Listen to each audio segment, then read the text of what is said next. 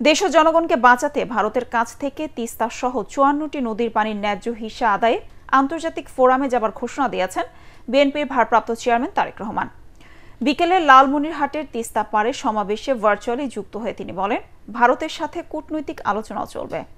জাতীয় নির্বাচনে বিএনপির প্রতি সমর্থন চেয়ে তারেক রহমান বলেন, ক্ষমতায় গেলে তিস্তা মহাপরিকল্পনা বাস্তবায়নের সব উদ্যোগ নেওয়া হবে।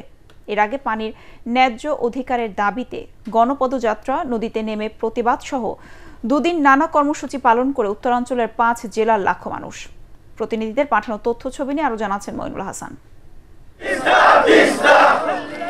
পানির ন্যায্য অধিকার ও তিস্তা মহাপ্রকল্প বাস্তবায়নের দাবিতে টানা ৪৮ ঘন্টার অবস্থান, মশাল প্রজ্বলন, পদযাত্রা ও সমাবেশের কর্মসূচিতে উত্তাল নদী বেষ্টিত উত্তরাঞ্চলের ৫ জেলা।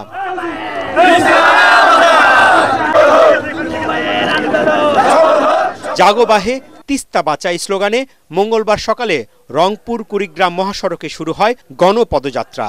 কয়েক কিলোমিটার ঘুরে তিস্তা পাড়ে গিয়ে শেষ হয় পদযাত্রা।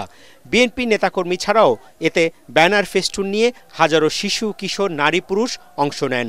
সন্ধ্যায় লালমনিরহাটের তিস্তা পাড়ে সমাবেশে লন্ডন থেকে ভার্চুয়ালি যুক্ত হন বিএনপির ভারপ্রাপ্ত চেয়ারম্যান তারেক রহমান। এ সময় তিনি বলেন, ভারতের পানি আগ্রাসনে তিস্তার উপর নির্ভরশীল মানুষ এখন অস্তিত্ব সংকটে। তিস্তার এই স্বাভাবিক পানি প্রবাহকে তারা নিয়ন্ত্রণ করে চলেছে। তাদের এই অপ্রতিবেশীমূলক আচরণের কারণে আজকে উত্তরাঞ্চলের লাখো কোটি জনগণ বন্যায়, খরায় দুর্বিষহ জীবন পার করছে।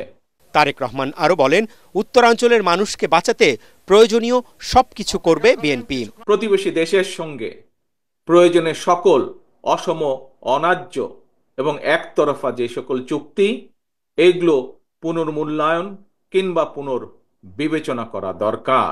ভারত যদি পানির ন্যায্য হিস্যা না দেয়, তিস্তা চুক্তি করতে অনীহা দেখায়, তাহলে দেশ এবং জনগণের স্বার্থে জাতিসংঘ সহ সংশ্লিষ্ট সকল আন্তর্জাতিক ফোরামে জোরালোভাবে বাংলাদেশের দাবি তুলে ধরতে হবে। জনগণের নির্বাচিত প্রতিনিধির হাতে ক্ষমতা হস্তান্তরের গুরুত্ব তুলে ধরে তিনি আবারও দ্রুত জাতীয় নির্বাচনের দাবি জানান। জাতীয় নির্বাচনের কথা শুনলেই অন্তর্বর্তীকালীন সরকারের কেউ কেউ বিচলিত হয়ে ওঠেন। জাতীয় নির্বাচন নিয়ে এক এক উপদেষ্টা এক এক রকমের বক্তব্য এই খুনি মাফিয়া চক্রের সামনে বিশৃঙ্খলা সৃষ্টির পথ সুগম করে দেয়। এই জন্যই বিএনপি বারবার এই অন্তর্বর্তীকালীন সরকারের প্রতি তাদের কর্মপরিকল্পনার রোডম্যাপ ঘোষণা করার আহ্বান জানিয়েছে। উত্তরাঞ্চলের ৫ জেলার ১১টি পয়েন্টে একযোগে আয়োজিত সমাবেশে বিএনপির সিনিয়র নেতারাও যোগ দেন। এতে স্থানীয়রা বলেন, বৃহত্তর রংপুরের কৃষি অর্থনীতি তিস্তার উপর নির্ভরশীল।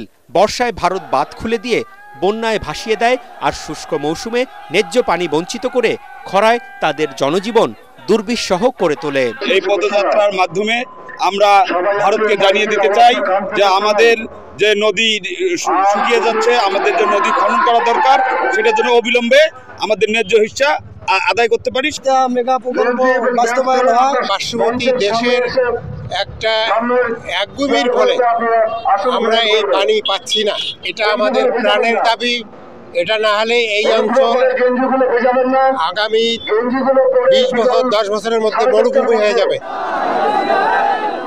পদযাত্রা শেষে তিস্তার পানিতে নেমে প্ল্যাকার্ড প্রদর্শন ও সঙ্গীত পরিবেশন করেন প্রতিবাদী হাজারো মানুষ। দুদিনের অবস্থান কর্মসূচিতে তিস্তাপাড়ের মানুষের সাথে অংশ নেয় বিএনপি সহ বিভিন্ন রাজনৈতিক ও সামাজিক সংগঠন। মইনুল হাসান, এটিএন বাংলা।